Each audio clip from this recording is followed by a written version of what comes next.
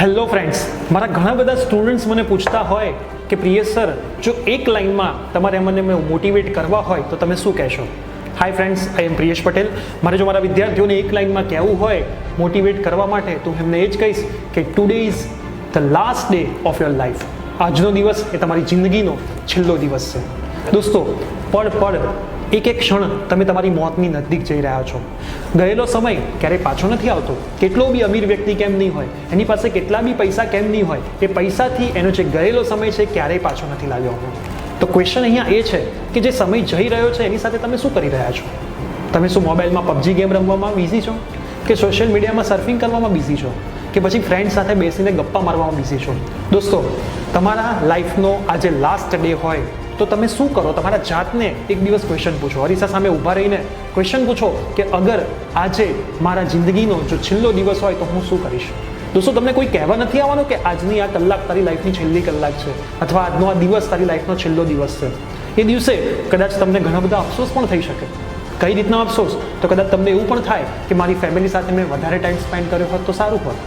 અથવા તમને એવું પણ થાય કે આ જગ્યાએ મારે ફરવા જવું હતું, કદાચ હું જઈ આવ્યો હોત તો પણ સારું હતું. કદાચ તમને એવું પણ થઈ શકે કે મારે આટલા લોકોની હેલ્પ કરવી હતી, કદાચ મેં હેલ્પ કર્યો હોત તો હું એમાં કન્ટ્રીબ્યુટ થઈ શક્યો હોત. તો દોસ્તો, કદાચ તમે આવું પણ જોયું હશે કે 2-3 દિવસ તમારે ફરવા જવું હોય તો તમે એની પ્રી પ્લાનિંગ કેટલાય દિવસથી કરતા હોવ છો. કયા કપડાં લઈ જવા, કઈ જગ્યાએ ફરવું, કઈ હોટલ બુક કરવી. તો દોસ્તો, આ જિંદગી તો તમને કેટલા બધા દિવસની એક ફરવા માટેની મંજિલ છે, તો એનું પ્રી પ્લાનિંગ તમે કેમ નથી કરતા? સારી લાઈફ જીવવા માટે તમે મહેનત તો કરો છો, પણ એ સારી લાઈફ ક્યારે જીવશો?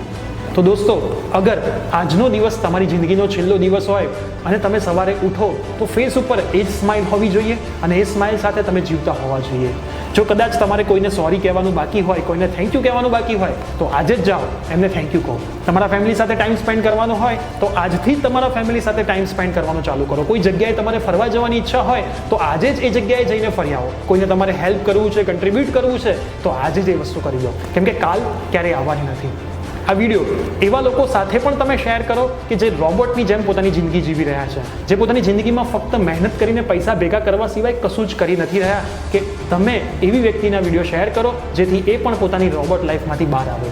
દોસ્તો, આ વિડીયો તમને કેવો લાગ્યો જરૂરથી અમને કમેન્ટ સેક્શનમાં જણાવજો. તમને જો વિડીયો ગમ્યો હોય તો લાઈક કરો અને અમારી ચેનલ પર જો તમે નવા હોય તો સબસ્ક્રાઇબ બટન પર ક્લિક કરીને બેલ આઇકન દબાવો, જેથી ઇન ફ્યુચર આવા કોઈ પણ વિડીયો હું અપલોડ કરું તેની નોટિફિકેશન તમારી સુધી પહોંચતી રહે. Thank you.